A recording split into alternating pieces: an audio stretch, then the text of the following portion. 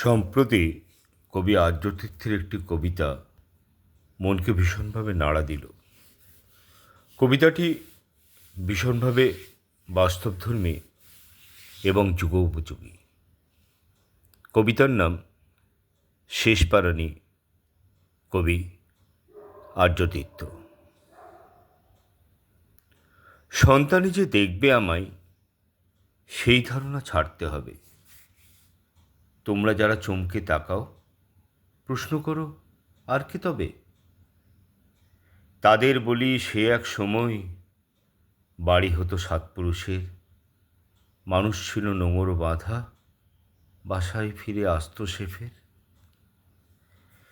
কাজের শেষে মৃত্যু হলে জায়গা নিত প্রজন্ম তার, পাল্টে গেছে সেসব এখন, যুগটা এখন অস্থিরতার।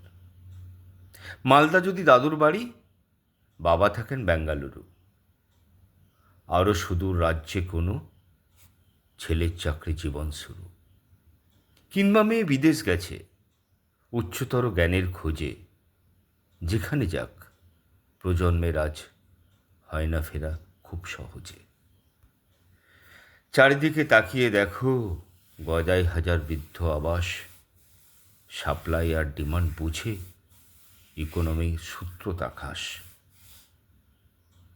সব সন্তান পাষাণ হৃদয়, সেই ধারণার ভিত কিছু নেই।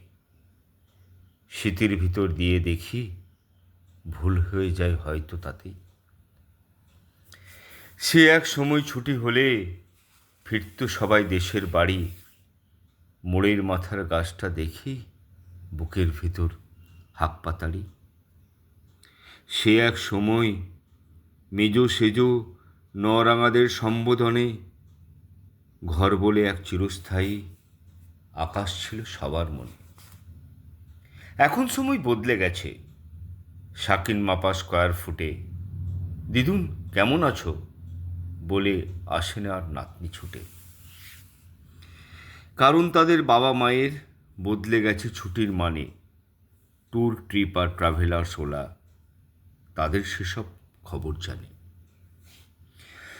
ভিডিও চ্যাটে এখন সবার কুশল নেওয়ার নতুন বাহন, ওষুধ খাবার পৌঁছে দেওয়ার অ্যাপ হয়েছে বিপদ দারুণ। এমন ভাবা খুব অকারণ, প্রজন্মে নেই ভালোবাসা, মোবাইলেতে এখন কঠিন কাজের থেকে বাইরে আসা। এমন অনেক মানুষ পাবে নিত্য যারা খোঁজও রাখে, দূরে থেকেও চেষ্টা করে বাপ মা যাতে ভালো থাকে।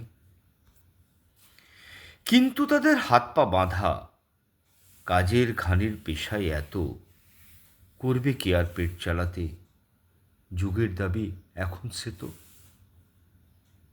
তাই বলি কি, সবাই এখন ঘরকে বরং কুলাই ভাবি, উড়ুক ছানা ডানার জোরে, সুখের কাছে সেটাই দাবি।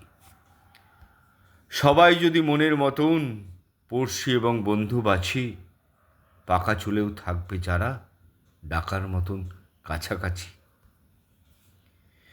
যাদের সাথে রোজের যাপন, কেমন আছোর বাইরে গিয়ে, জীবন যদি সবাই ঘিরি এমন কিছু মানুষ দিয়ে। সন্তানেরা বলবে যারা, আসতে হবে না রে তোকে, তবেই যেন কাউকে তবু পাশে পাবে শেষ দশকে। চলো সবাই মানিয়ে নিই, দুনিয়া দেখি নতুন চোখে, আমরা কিন্তু দায়ী নই, বাবা মাদের বার্তা হোক এ। নমস্কার।